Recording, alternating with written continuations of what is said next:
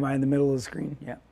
Hey everybody, Tony Pellegrino here. Thanks for joining us for our live tech talk that we do every Tuesday and Thursday. Today being Thursday. We got a great show for you. This is a continuation of our terminology where we break down all of the terminology to make sure that everybody can understand and nobody's talking over your head. We want to make you an expert in everything Jeep related. So today we're going to be talking about steering and some of the related components. I think you guys will enjoy this. If you're already a pretty advanced guy, you may want to watch this. It might help you talk to newer people and help them explain what's going on so that they can become more versed in Jeep speak, right? Deb, we got anybody notable on today? We do, lots of notables. Yeah. We've got our friends Kelly Sims, Kevin Hudson, Esther Parrott-Newcomb. Nice. Gary Swager, Jay Suver, Clint Lemerow, Nick Repanich. Nick, all right. Corey Lone Wolf Picard, Nice. Terry Runyon, Paul Kenneth, Mitch Moore. We've got some folks from UK. Mitch Moore, I talked to him today. earlier. Awesome. UK, awesome. Yeah. And Peter Julian's got his beer in hand. He's ready to go. Yeah, I guess it's a little later there than it is here. 7 o'clock there. Yeah, we got a good Awesome. group Well, so thanks far. everybody for joining us. I'm always humbled by everybody wanting to watch and participate. I appreciate that. So as normal, I've got Debbie, Alex, and Jamie here in the studio. So if you have a question or comment, just type it in and Debbie or Jamie will read them off. So we've got a lot to talk about and I'm sure we'll get a zillion questions as always. So let's get right to it. All right. This in the background is a relatively stock style Jeep steering. And if you've never looked under your Jeep, this is what it's going to look like. This one actually is a little bit heavier duty version than the standard version. I'm going to show you a totally stock one here in a second. But I kind of want to show you the lay of the land, so to speak. So first off, you've got your steering box, your pitman arm. This runs into the drag link and into the tie rod, tying in the other wheel. This is a typical Y-link style suspension, steering, and under a normal axle. This obviously has a little bit bigger tires and wheels, so it's got a little more offset to it, so you can actually see this a little bit. I think these were 33-inch tires on the Jeep that we have here. So just kind of gives you an idea. I wanted to describe this. The steering stabilizer is up here, and this is an aftermarket one. The stock one is quite a bit smaller, and you can see the track bar zigzagging back there, kind of behind the scenes. So just give you a little bit of an update there and just talk about the terminology, right? Okay, Deb's got questions already. Our viewer James Goldman says when he sees Y-link steering, he thinks death wobble. Well, death wobble's caused by a number of things, and one of the things that is really a problem on this kind of steering is that with the tie rod ends, you can see, this Jeep's just sitting at ride height, and this tie rod end up here at the pitman arm is already almost rotated out at its max. And then, this one's pretty neutral, this one's pretty neutral, and then the way they design this is pretty good. So what's going to happen is this is going to wear up here. Also, the track bar is not equal length with the drag link. So this is the pitman arm center line right here. This is the drag link center line. And then over here, here's the difference. So you've got radically different length track bar and drag link, and that is going to give you a lot of bump steer. Now, that may not mean anything to you, but what happens is that's putting a lot of force between the two components. And that's the kind of force that just wears things out. So death wobble is going to come, from your ball joints, your tie rod ends, your wheel bearings up there. And the moment anything gets loose, it's got a chance to like start taking off. And we're going to get into caster in a few minutes here. That's one of the other slides, and I'll show you why it does that. What do you got, Deb? Nick Repinich asked on your previous comment, why do they do it that way from the factory? The Y-Link style? What you were talking about previously. Why is that? Okay, so first off, when this vehicle is, this has already got a 3 or 4 inch lift in it. So it would have sat much lower stock, and this link would have been flatter. When these things come out of the factory, they're on small tires, 29 or a 30 inch tire. And this whole thing sits lower where the suspension and the steering is flatter. Everything is well within its range of motion. Once we start lifting them up and putting bigger tires on, you're taking something that was designed for a much smaller tire, and then you're starting to modify it. Well, we know how that goes, right?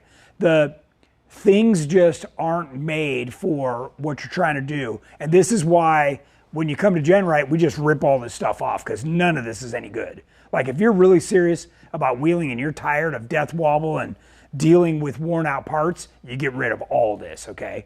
I don't want to make any bones about that. Like this is cheesy stuff. In fact, Alex, can they see this one here? So this is a completely stock steering unit right off a TJ or a YJ or an LJ. Here's the steering dampener. This looks like something off of a screen door at my house. And I want to give you a comparison. All of this stuff is really thin wall. And look at how far this neck's down. It's the size of my pinky. Okay. Same with this, right? This is tiny stuff. Let me show you when we do something on a GenRight suspension. That's the size of the steering right here. So you're easily talking twice the diameter on all of these bolts all the way across. So the stock stuff is just super puny, and we replace that steering stuff with a steering this size. So this is 1 3/8 compared to this, which is maybe, I don't even know if that's 3/4 inch. It's tiny. And then we use a super thick wall tubing. So you're getting really beefy stuff. I mean, we want to make sure that even if you decide to drive by Braille, you're not going to tear it up. Yeah. VB Tom asked, 2006 LJR, what are the benefits of crossover steering versus Curry Correct Link? I'm running 37s. Okay, so this is actually the upgraded Curry. So what they do is, this is a bigger forging, this is thicker wall tubing, bigger tie rod ends, they've beefed it up. So they're trying, look, this is a very difficult part of everybody advancing in off-road, okay? So what happens is you've got this on your Jeep, okay? You come in and you go, well, it bent, it broke, like whatever happens. They sell you this, right? Because it's a bolt-in. So unless you say, no way, I want to do this for the last time the right way, they're never even going to mention GenRight. I mean, we're like totally off the radar. Now, I can tell you that this setup here is like $600-700, where our do it the right way is only about $800 or $900. So a lot of the time you're just a little bit away from there, and then we get rid of the tie rod ends and we go with the full-on FK Heim with a 7/8 shank. I mean, this is all aircraft grade. This is the exact same parts we run on our KOH race cars. So we're replacing, can you follow me over this way, Alex? We're replacing this little thing with this and a giant bolt. So, much, much larger. I mean, look at the size of just the shank, so a lot beefier. Okay, so a lot of it has to do with what you ask for as a customer or the shop guy has in stock, all right? So really understand that. Whether you're buying something at Best Buy or anywhere else, when you walk in, they're going to sell you what they make the highest margin on or what they have in stock, period. okay? They're not asking you what you're doing and what's best for you. So you have to decide what's best for you. So hopefully through this program, we're gonna educate you so that you know what to ask for. Half the time is people just don't know what they're up to. Okay, so I'm gonna move on to advanced steering. So here's pretty much same Jeep with a little bit better steering. This is a thicker wall chromoly, tie rod and drag link upgrade. Still got tie rod ends, they're a little bigger, but you're still talking that same thing, and the steering is still mounted down low. Okay, now it's got an upgraded Fox, steering dampener. That's much better quality, and you're looking at the whole thing here, right? Now compare that to the way we do it, right? You can see the tie rod is moved all the way up to the top of the axle tube, way out of the way. It's also double shear, so there's a long bolt that goes through here to tie in with one of those FK Heims that I was just showing you. Then the drag link's way up here. And if you notice, look at how flat the drag link is. By the drag link being flat means when you go down the road and there's very little change in angle, where look at this one down here, or consider the Y link that we were just looking at. These have a radical change in angle, and that means you get bump steer, okay? So bump steer is gonna be caused from the angle and the length between this and the track bar. So I don't know if they can see or not, but here's the center line of the pitman arm, here's the track bar. Here's the track bar on this end, and here's the knuckle on this end. So there's probably an 8-inch difference in the length between the drag link and the track bar. That is gonna give you what I would call unacceptable bump steer. So when you're going over railroad tracks or through a dip, you're gonna be chasing that steering wheel to keep the vehicle going straight. This setup, you could let your hands off the wheel and you'll just go straight as an arrow. So big difference. And part of that is, I want everybody to understand, again, bolt-on stuff. When you're trying to reuse all the factory brackets, what happens is you can only do so much. And actually, I see in this one, there's actually kind of a correction bracket. Those are even worse because now you're bolting to the factory bracket that's thin and cheesy.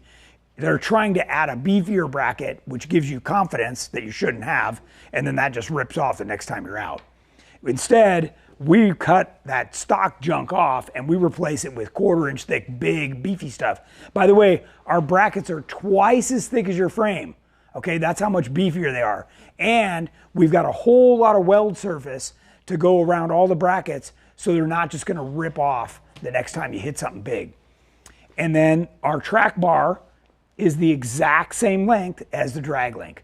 So they're parallel, they're the same length. That reduces all the bump steer, okay? Any questions on this, Deb?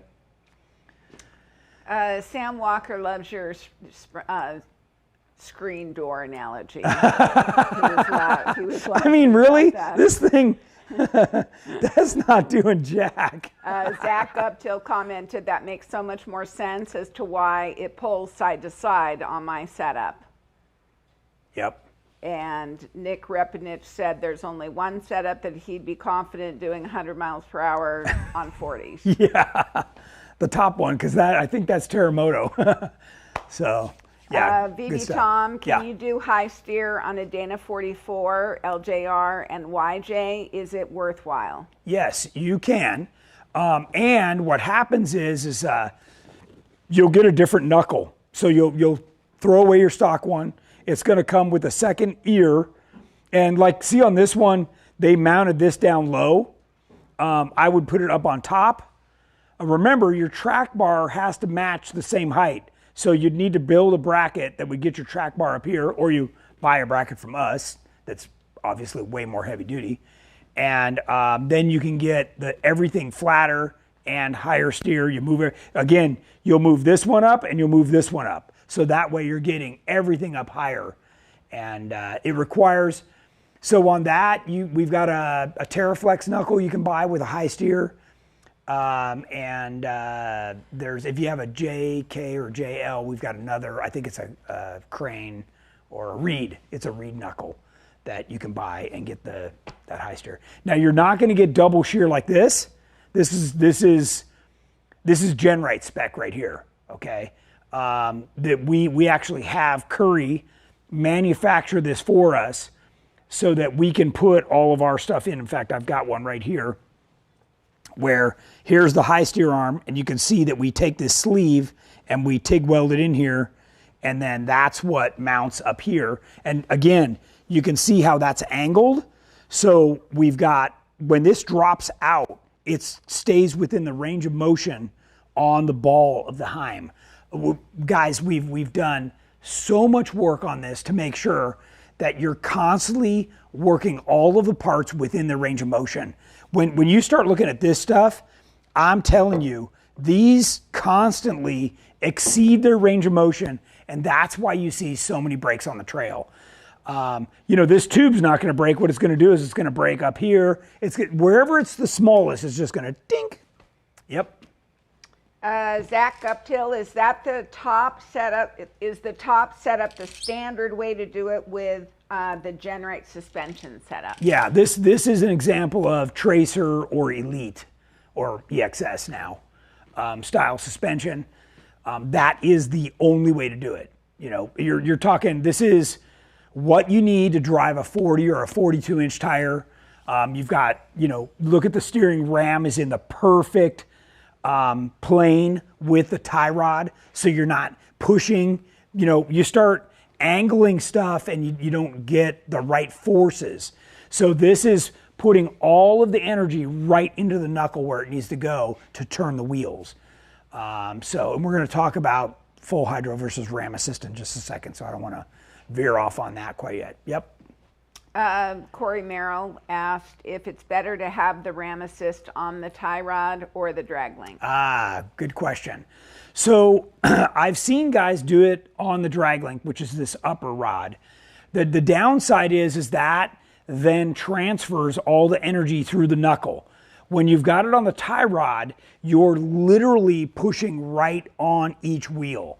So the tie rod is better. It's obviously, you know, you can see on ours, we've got high steer and then the ram is even above that. So you'd really have to be driving blindfolded to hit this stuff, honestly. And I can tell you that even with our own guys, every once in a while I'll see some scratches on here, you know, if they've backed off something and you just can't help it as it drags down. But for the most part, we don't ever damage one of these, and it works out really good. What else you got? Nick Repinich suggested use the example where our steering wheel linkage wasn't tight out toward jackhammer and it just went straight. Yeah. So we had an issue where, actually, let's talk about it right here on the box. And we is you and Nick. Yeah, Nick and I, yeah. So this is a steering box. If you've never seen one, this happens to have our twisted pitman arm on the bottom. Your steering shaft, you know, up here in the vehicle would be your steering wheel. The shaft comes down and attaches onto these splines. Okay, this connection is obviously very important. It's even got a groove in it so that even if the bolt comes loose, it can't just slip off. We had a situation where this linkage did come disconnected, and we had the steering wheel just spun. So fortunately, we weren't in a really bad spot. We were going fast, but we were just able to, you know, run over a couple bushes and stop. So again, all of this stuff is important. When you're talking about steering or brakes, yeah, you got to be paying 100% attention, right? Because that could be especially when you're giant fast. Accident. Yeah. Kevin Cavallo, we can see the recommended steering is more applicable to running aftermarket axles. What upgraded steering would you recommend for running stock axles on the TJ/LJ? So we sell this exact same stuff, but it runs a 5/8 bolt at all three corners instead of a 3/4 inch bolt. So believe it or not, when you take the ball joint out, the shank, the largest part of the ball joint is 5/8 already. So you just drill the taper out and you'll be clean 5/8, and then you build these come, you know, rods just like this, right? And you put the bungs in and you weld them on, or you have a welder do it, and you cut this to the right length that fits your Jeep, and then you can have this setup even on a Dana 30, Dana 44, whatever you got, but it requires that you change this outer knuckle, and that's the TerraFlex. I think we've got them on the GenRight website. They're readily available. Yeah. So, and again, if you have any questions, call in and talk to my guys, but you can put this setup on your Jeep right away. Now, depending on how much up travel you have, you may have to notch the frame right up here. And I suggest you do that with a thick piece of tubing that you cut in half, and then you weld that in. And you never want to go more than 1/3 of the frame's thickness, okay? So if the frame is 3 inches thick, no more than 1 inch, all right? That's the rule of thumb, yeah. Thomas Erkey, how far of a stretch can you go in the front and achieve high steer? Okay, that's a great question. So if you're talking about like a TJ LJ, if you're running our twisted pitman arm, this guy here, so let's explain how this normally works. Alex, let's come back down to this guy. Okay, so I'm going to tip this up so you can see it, right?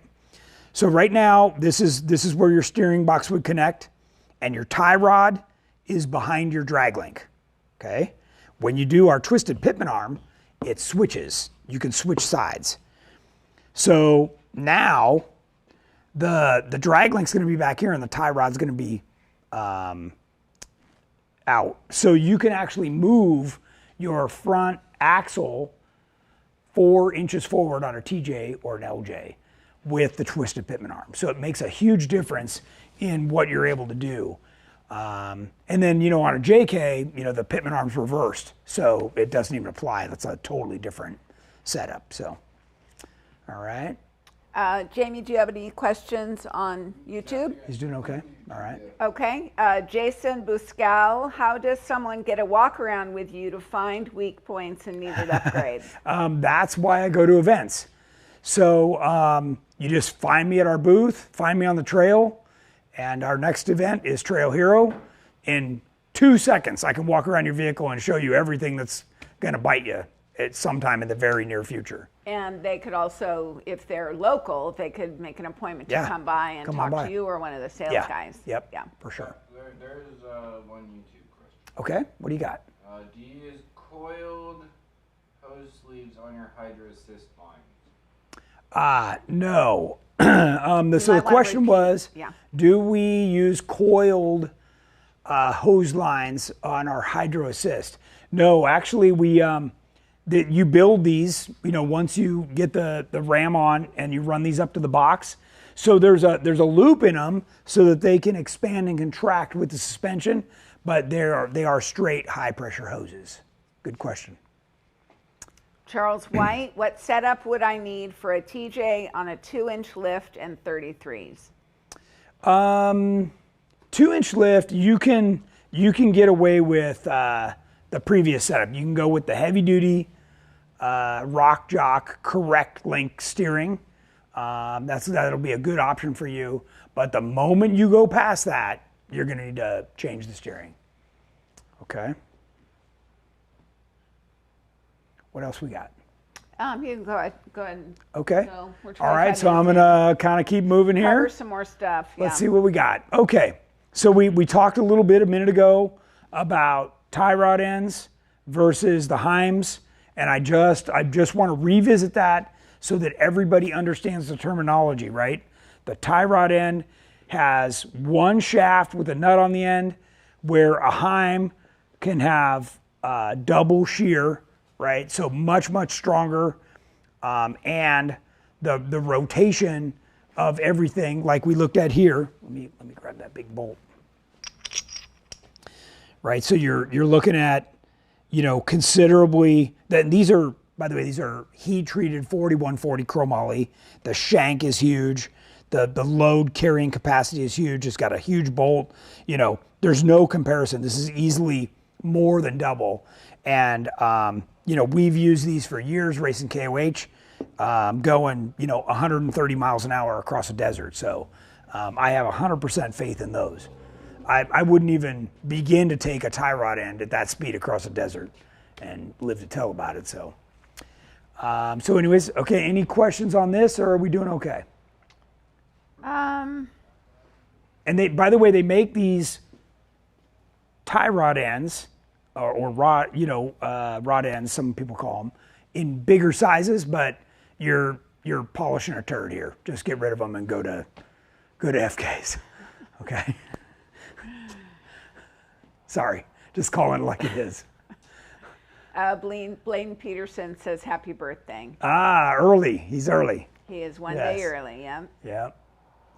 All right, I'm gonna keep moving.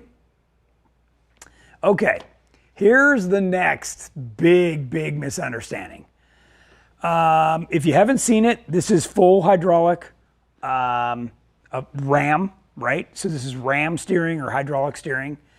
And on this side, we've got what we call ram assist, right? So you still have a steering box up here and a ram here.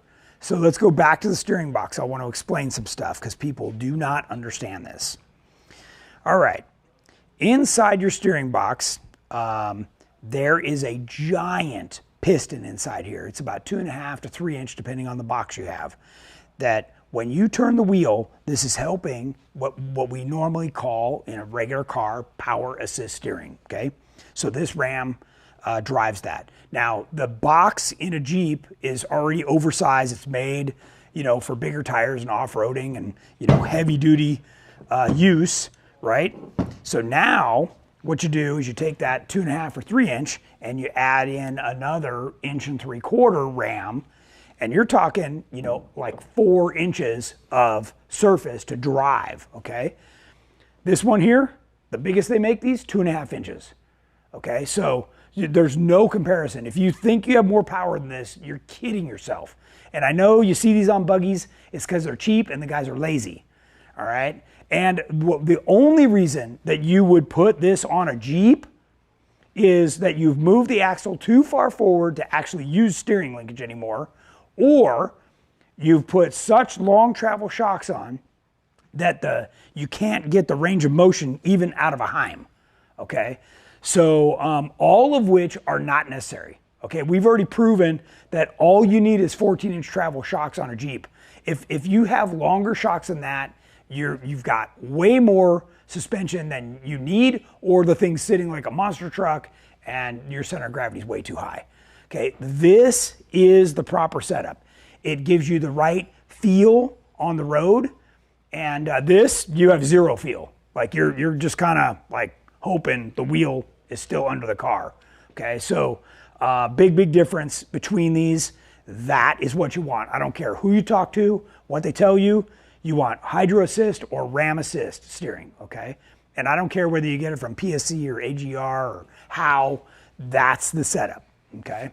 And like if you want to drive your Jeep on the street and you want the right feedback in the wheel, that's what you need. Any questions on that, Deb? There's a couple tie rod questions. Okay. Wanna go back to that? Yeah, okay. sure. I mean, we got tie rods sitting here too. Okay. Brandon Grayhata, my TJ used to have a tie rod that flopped over bumps. What was happening? Flopped over bumps. Okay, so we had a couple of things about the way the steering is set up. So a lot of factory steering has bends in it, right? So especially if you put something like this on, and I just saw this last weekend, when you put a dampener, a steering dampener on, and you turn the wheel, it's pulling and pushing. So the tie rod ends are going to rock, and I think that's probably what he's referring to, and it makes a noise. It goes clunk, clunk, clunk, clunk, right, if you're turning back and forth. So it's this fighting it, and a lot of people put the upgraded steering stabilizers on because they're worried about getting death wobble. So I'm still getting to caster, and we're going to talk about scrub radius and some other things that all lead to death wobble. Okay. Hopefully that answers this question. VB Tom, can you use the ball joint delete with the TerraFlex high steer kit?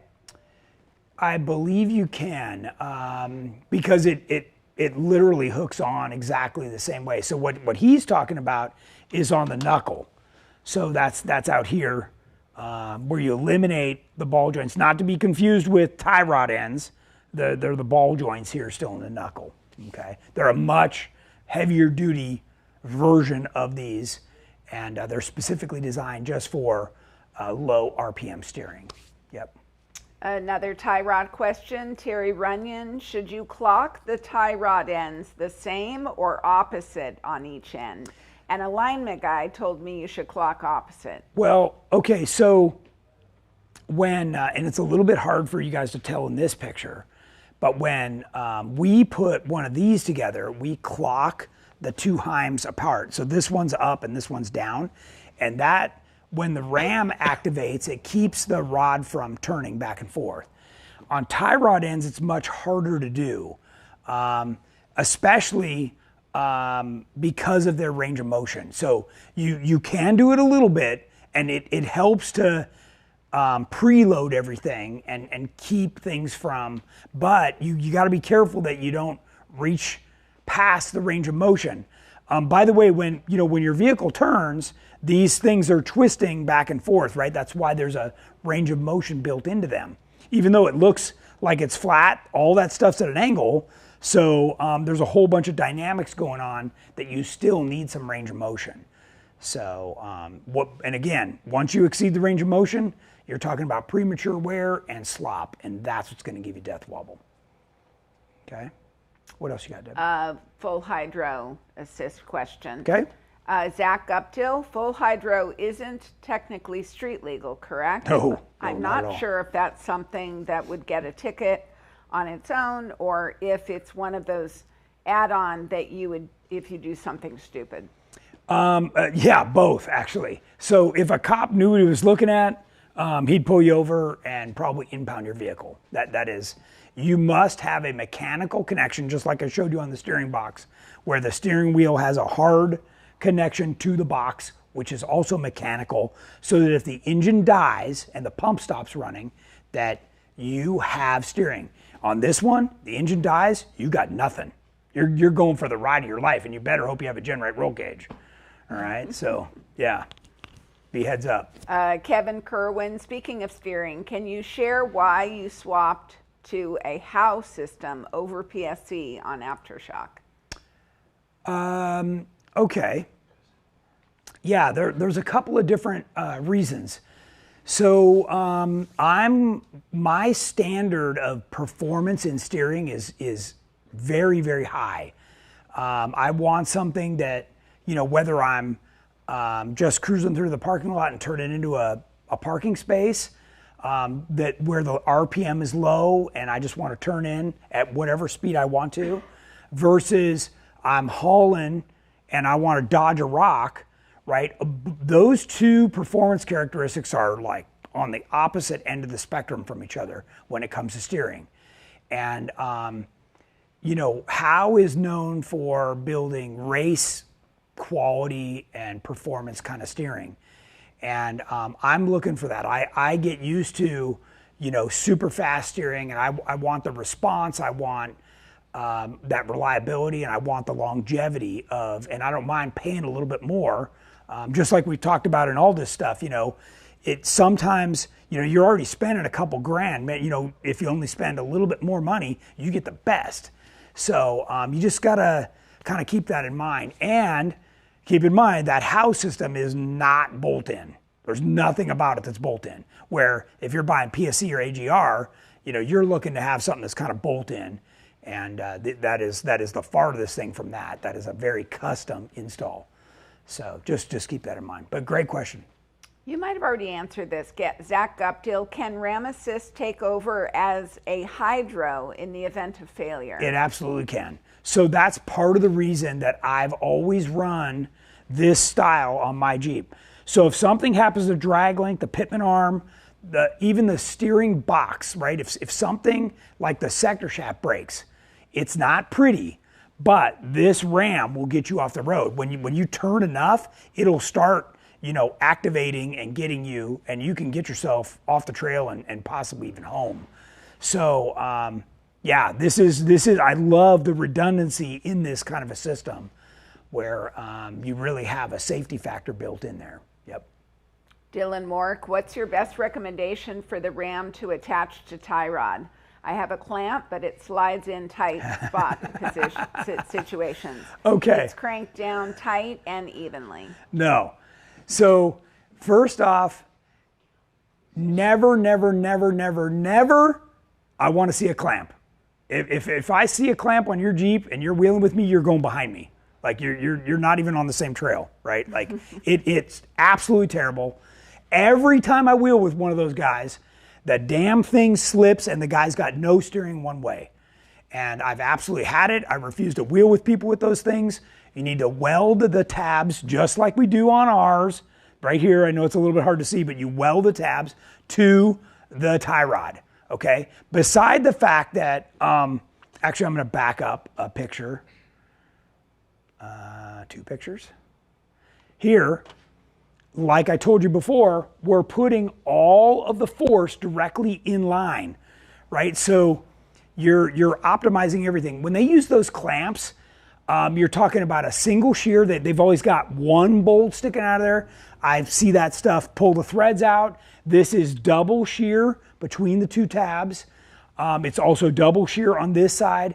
Guys, we wheel these Jeeps for years and do not have a problem. Again, these companies are making stuff so that the end user can bolt it on. Well, I'm telling you that there's no part of that works. That crap rattles loose. I don't want to see it. Like you just need to, you need to fix it. Yeah, for sure. I'm gonna ask. Nobody asked this. Yeah. I feel like it relates to the clamp thing. What Yeah. if you have an aluminum tie rod? Yeah, if you have an aluminum tie rod, that needs to go too. Yeah, it should be chromoly. It should be steel, just like this. 188 wall, thick or thicker, right? You can go 250 if you want, but it needs to be beefy. And sometimes, you know, like in the early days when we raced this stuff, what we did was we put in an inner piece that slid into that was almost as hard as a drill bit. So inside you had a second piece of metal that went from end to end, and it was much, much harder. You could jack the vehicle up on that thing. You could not bend it. So yeah, forget the aluminum stuff. By the way, I've seen guys going down the trail where, you know, they're hitting something with this tire and both tires are going like this and that aluminum tie rod's like boing, boing. I'm like, oh my God. By the way, if you know anything about metal, anything, it'll only do that so many times before it just goes bink. And then you know where you are? Screwed. Absolutely screwed. You can't weld it. You can't do anything. You're going to have to leave your Jeep there, hike off the trail. It's going to be a disaster. So don't be that guy. Yeah. Jim Farmer, can you flat tow with full hydro or ram assist? Ram assist, yes. I do it all the time. Debbie and I just did it on a big long trip. So no problem at all. Full hydro, it will tow, but again, yeah, it's going to be all over the place back there. Because typically when people do full hydro, they don't put the right amount of caster. There's a whole bunch of screwed up stuff they do because they don't understand why they should have the other setup. So, what else you got? Wheel hard in Jeep LJ, slight shimmy when driving 50, but not wobble, only 4-inch lift. Everything is stock. Break it down for me on what I need to look for, please. Slight shimmy would be an out of balance tire, maybe a bent axle or something, you know, or a loose wheel bearing. I can tell you, whatever it is not like wine. It will not get better with time. Okay, it's going to get worse and eventually turn into death wobble or worse. So you really want to figure it out for sure. I'd be moving wheels around. I'd try and isolate it or go down to the balance shop. And sometimes when they put the tire on the balance machine, when you see it spinning, you can see the tread or the profile of the tire moving, and you just know you got a bad tire. So, what else you got? Tyler Kane Johnson, what about the diff covers with hydro assist tab on it? So you got a couple of options, right? So this is a fabricated cover, so we're able to easily weld to that. Are you able to zoom in enough on that? Versus like a cast cover like this, right? So if you have a cast cover like this, that's much more difficult. And I prefer that the ram fires this way into right? I want this side anchored and then firing this way. Because when the steering moves, everything gets closer, right? It's constantly, all this stuff moves in and out, right? So you've got to make sure that you have room for everything. And sometimes you can't put the body over on this side. You got a ton of room here in the middle, and that's where you want the body of the Ram. So this is, again, there's so many reasons why we run this setup. It has to do with up travel and where that upper link is, and you know how many things you can mount and the clearances you have. It's someday I should make a list, but it's probably 50 reasons. Okay. So yeah, we weld these on there, and then in the past when I've had like a Dynatrack axle, one of their bigger, you know, Pro Rock axles, they've got a lot of meat on the casting. What I'll do is I'll drill and tap that, and that's where it'll be in the same height, and I'll just drill and tap it straight across, and that's where you mount the Ram on that side. Edward Sonnenberg, I live in Wisconsin. The salt and chemicals destroy Heims pretty quickly. What would you suggest doing to a bigger rod end?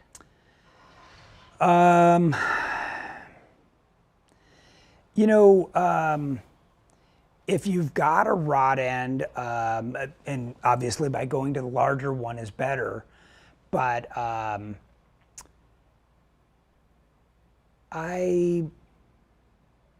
don't know what kind of wheeling you do. You know, if you're just doing, you know, wood stuff or, you know, typically not high speed, chances are the larger style tie rod end will be fine. You know, I'm building mine for all around and doing that stuff, and I don't know. I mean, I've coated mine with different cosmoline and other chemicals to help protect my Heims in those situations, because if we're wheeling in the mud or the salt, that kind of stuff, I don't want them to deteriorate. By the way, the good ones like the FK are also Teflon coated, so they've got even on their highly polished surfaces, they've already got a coating on there to keep them from, again, these are for aircraft, right? So that aircrafts are landing on runways all through the winter and stuff. So just remember, all Heims are not created equal. We had, you know, when you see a Heim, I don't know if you can see it, Alex, with this, you know, colored Teflon stuff around the edge, these are junk. Do not use these. They're super cheap.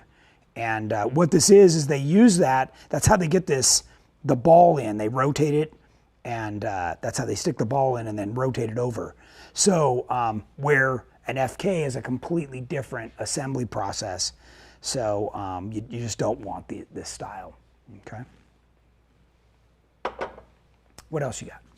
We're caught up. We are, excellent. James, anything on your end? Nope. Okay, we're gonna keep going.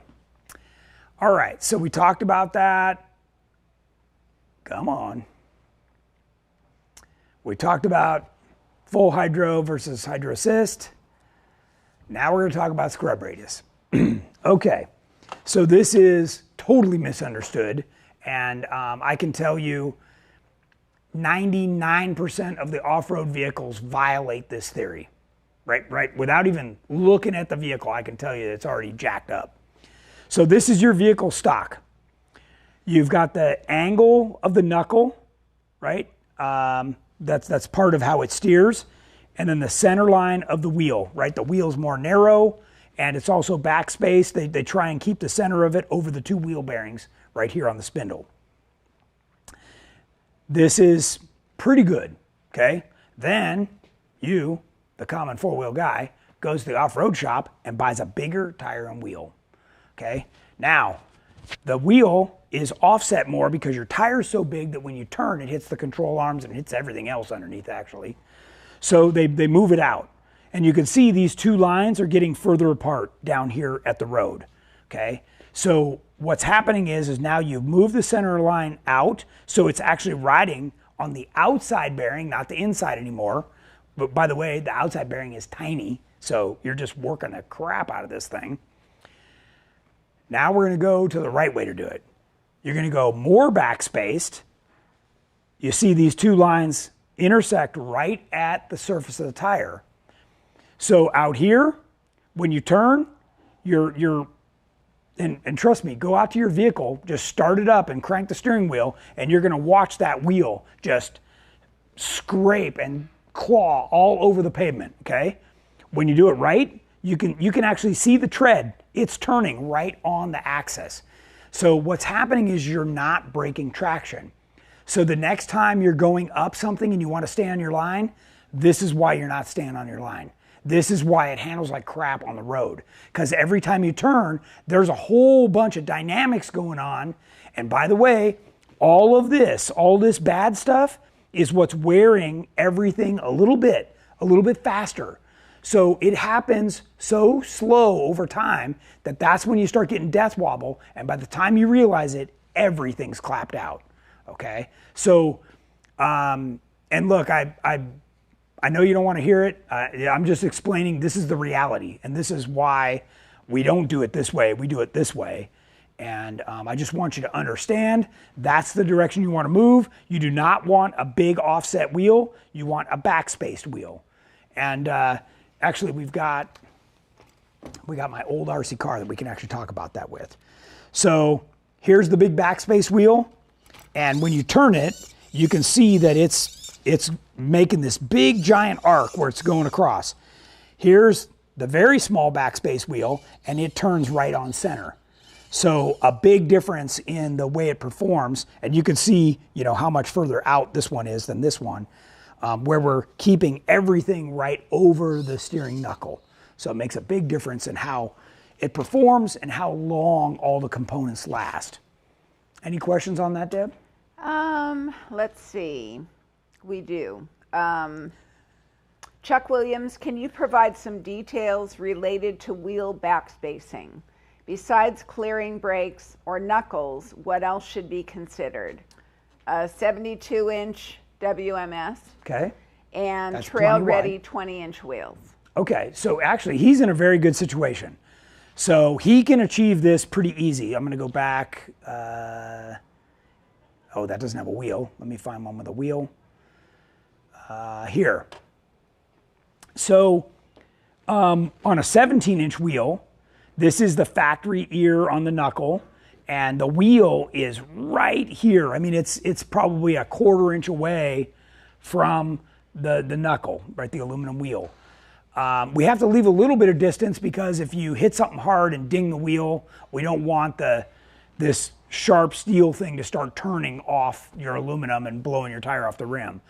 So with a 20-inch wheel, he's going to be able to go over this and really push the wheel in. So I'd be looking at, on a 72-inch, he's probably running a 42-inch tire, would be my guess.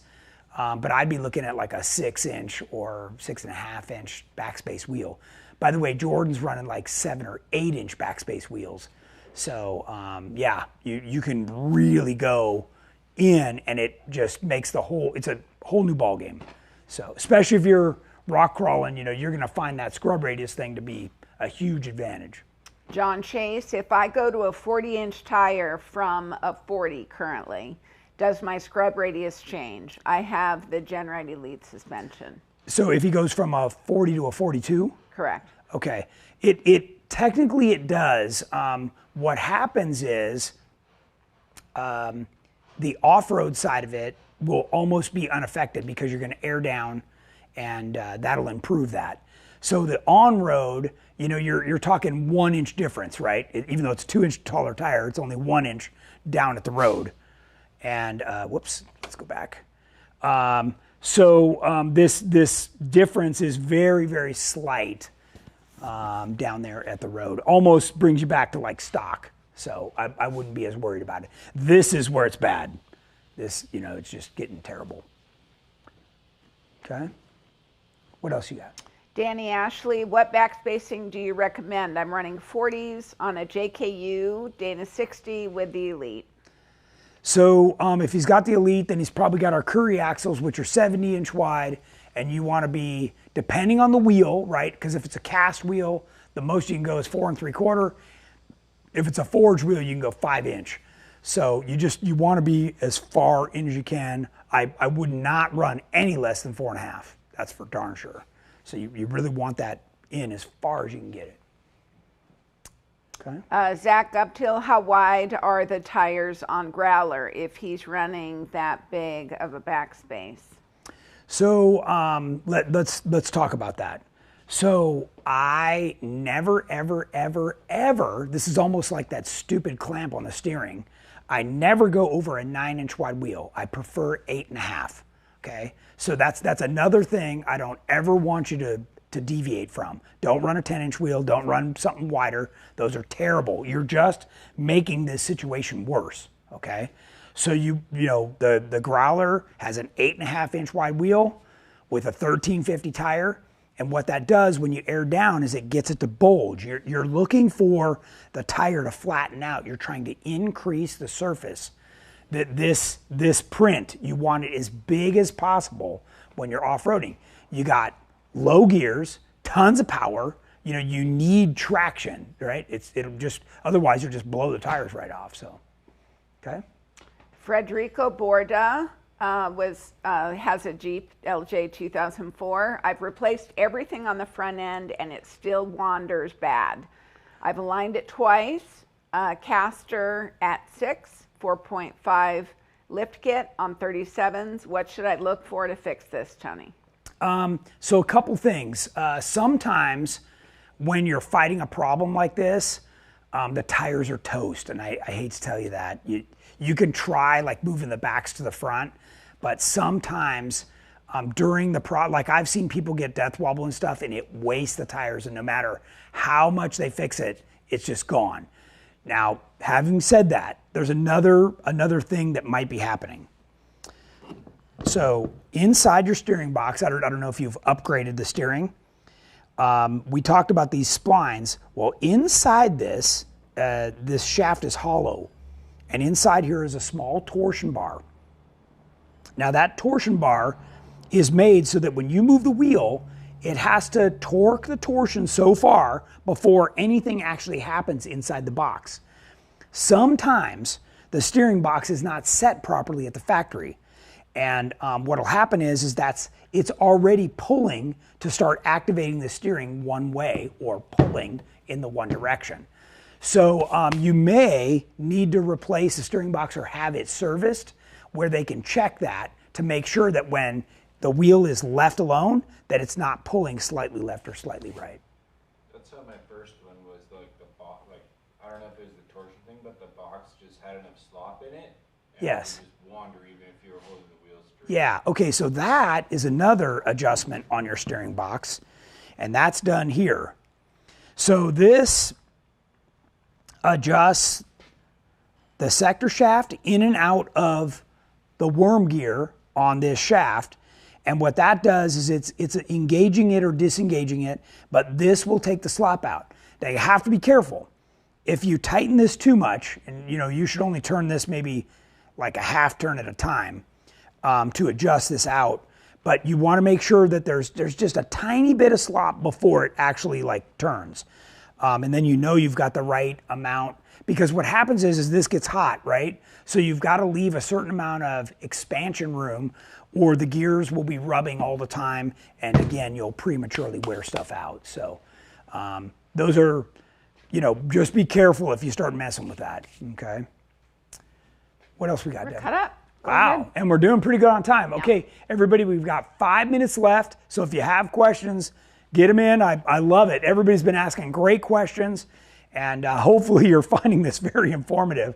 I know I've covered stuff today that we have never talked about on Tech Talk. So, okay, so bump steer.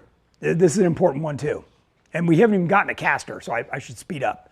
So bump steer is caused when your tie rod and your track bar are not exactly the same length, okay? So if you look at this, there's a small offset here and there's a small offset here. Those two are exactly the same length. They're exactly in line, right? And they're exactly parallel running in the vehicle. All of those things make a difference. Plus, this is also very flat. If we go back to, I think it's this one. two back. Okay. If you notice how flat this is, so when the suspension travels, so say you're driving on the street and you're going over railroad tracks or through dips or whatever, the change is very little. Where this one, you're going to get a radical change, and that's going to really make it so you got to chase what the vehicle's doing to keep it go straight down the road. Now, again, the difference here is the track bar is radically different by 8-10 inches than the drag link, and that difference as the suspension cycles naturally makes the wheel turn. I think did we mess with that on this? No, this one is pretty good, because at one time I was messing with that on the RC car, but you could see as the suspension traveled how it jerked the wheel. So just something to keep in mind on bump steer. Okay, any questions on that? Bobby Belomi has a question, general question. Okay.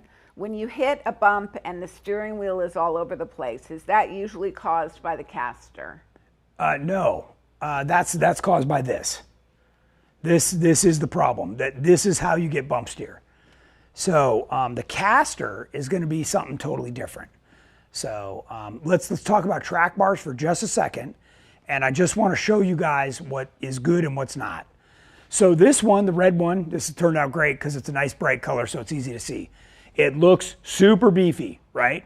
I don't like bends, first off. Anything with a bend in it is weak and it's going to break right there. Next is, it's got these funky clamps with this thin piece of steel in the middle for adjustability. By the way, people... no, not a clamp. Yeah, people buy these because they're like, oh, I got an adjustable track bar. Well, you know what that means? Weak, okay? Because they put it right here in the middle. And then when you look out here, look at it. It necks down to tiny again. So you know where it's going to break? Right there, where it looks like somebody from India ground it down and then painted it. So that's an import bar. They're cheesy. They have small, rubber isolators in the end. It's just junk. Okay, this is our track bar, almost straight. This is what you want. By the way, ours doesn't bolt to the factory mount anymore. We put our own on that's twice as thick as the frame, and then that runs over to our mount over here that runs a 3/4 inch bolt. Okay, versus this tiny little 7/16 bolt. Okay, so big difference. Don't be fooled by the whole track bar thing. You want it as straight as possible. Okay. Next thing, before you move on. Yeah. It's almost 5. I know. So I want to ask before we start losing some of our viewers. Cameron William Brown and Mike Malash have both inquired about the TJ-LJ conversion stretch. Yeah. And Val and Thomas indicated that we're working on Thomas Urke's Jeep right now. We are. Doing the stretch. And one of our other viewers, Kyle Herlily, asked if we would ever do a TJ-LJ conversion tech talk. We will. Actually, we will. We're kind of waiting until we get enough through that build where we can show you guys some of that, and then we'll have the camera over there. A couple of things. Jamie just updated the entire platform for our website today. So we need to build a new couple web pages for the TJ to LJ conversion. And I didn't want to do that until we had made the platform switch. So now we can work on that. But we've got all the parts here. We've taken all the photos. It's absolutely awesome. You guys are going to love it as soon as you see it. So yeah, it's pretty cool. I appreciate people asking about that. Are you sure you want to get into the whole caster thing, or do you want to? Now's a good time to stop if you're starting a new topic. That's what I'm getting. Yeah. Yeah, you don't want to start a new topic. Okay. It's already 5. All right. Well, then you're going to need to come back on Tuesday because we missed some of the best stuff. All right. Caster makes the biggest difference on your Jeep, and it's just like scrub radius, totally misunderstood. And I want to educate you on that, dispel all the crap you've heard. So tune in Tuesday. I hope everybody has a great weekend. Thank you again for tuning in. And as always, we appreciate it. And have a safe weekend. Have everybody. a safe weekend.